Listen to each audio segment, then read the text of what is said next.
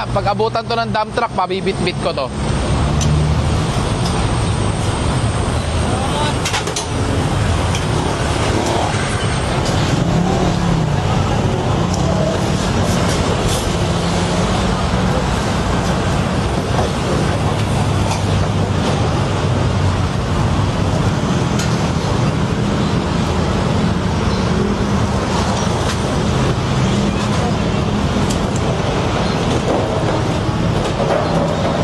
Kung ako sa inyo, unahin nyo to. Bibit-bitin ko na yan, bitawan mo yan. Hindi ko na mabilang sa daliri, ilang kamay, ilang beses ko yung pinagbigyan eh. Kunin nyo na lang yung mga gamit dyan.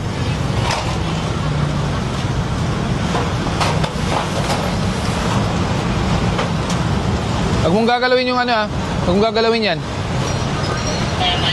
Paulit-ulit na lang kayo eh.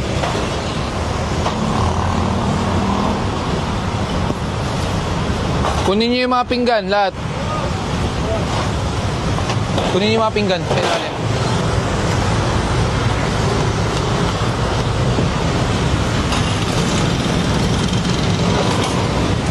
Pasok niyo yung freezer.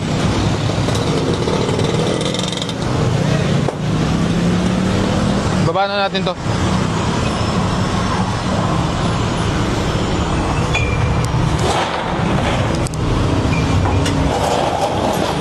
Kunin mo yung mga gamit.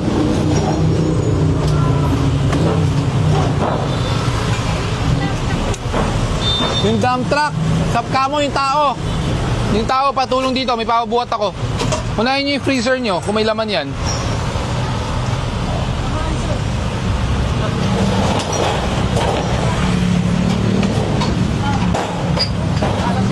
Matalas pala.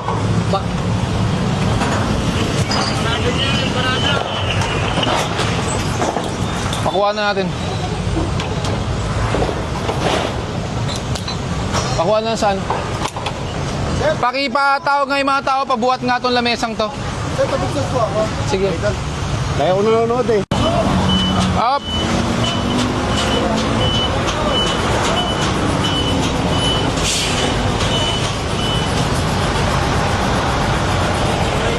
Hello, ingat.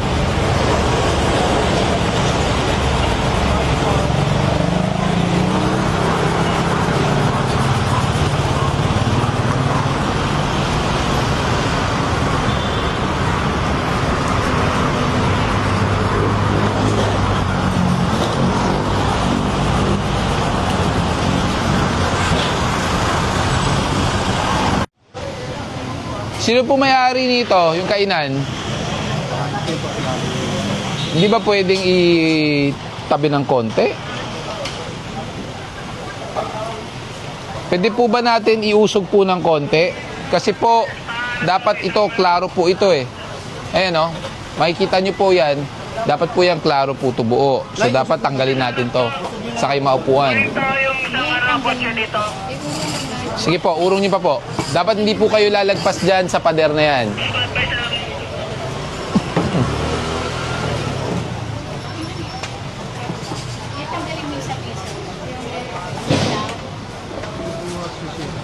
Opo. Ano po yun? Ano po yun? Yung Thank you po. Kaya nga eh. isang kotse ron. Yan na nga sila sir. Tiga di. Ano po yun? Yung katabi ng dilaw sa harapan. Opo, ano po yun? Tiga di ICT may-ari nun. So, ano pong... Kasi ngayon ko lang nalaman yan. At ngayon lang ako nakita na sulat.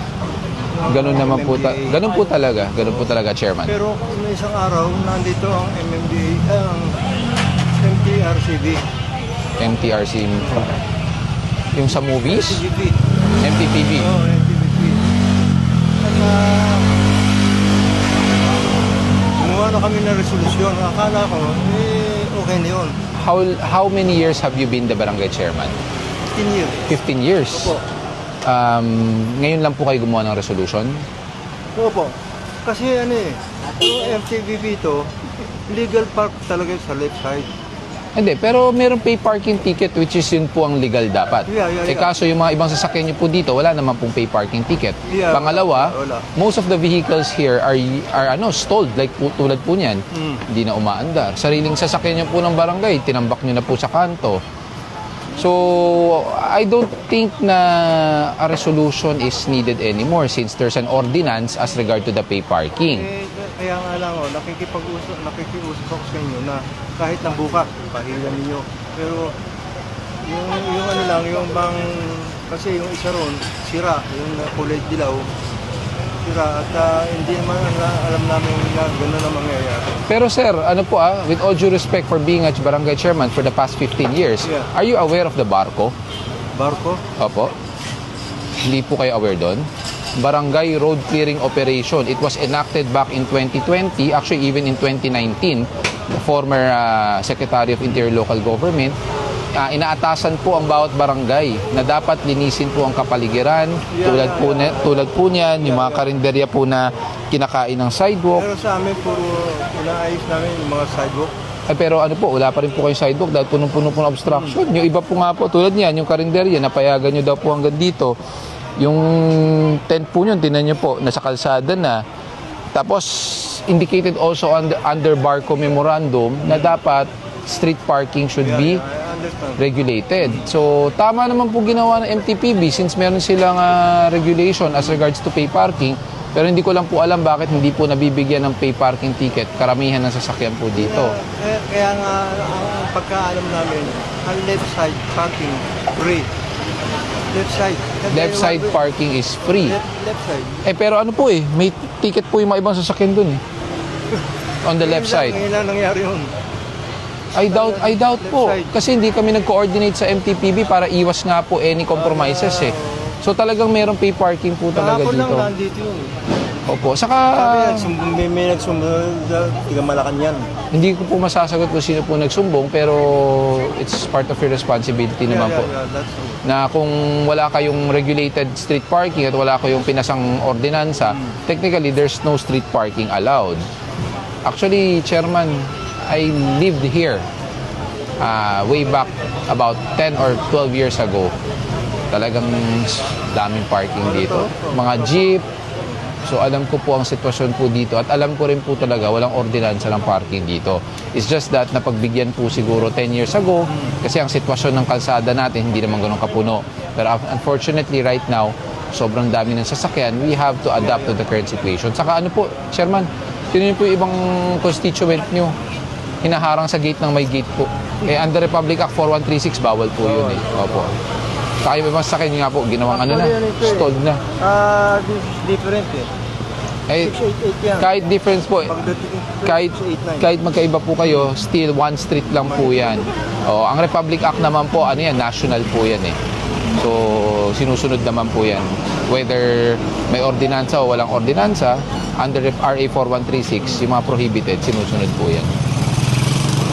Sige po, kung mapapagbigyan niyo po yung katabi ng kulay dilaw dito. Hindi po, hindi ko pa pagbibigyan unless may driver po yan at magpapatikit. So, matotoo po talaga. Kasi, towing, number code niyo. Oo po. Kung number coding, dapat may garahe naman po sila. DICT, wala. Nakatira lang. Nonetheless naman po, hindi tayo namimili kung anong ahensya pa po yan. Wala po tayong special treatment or exemption.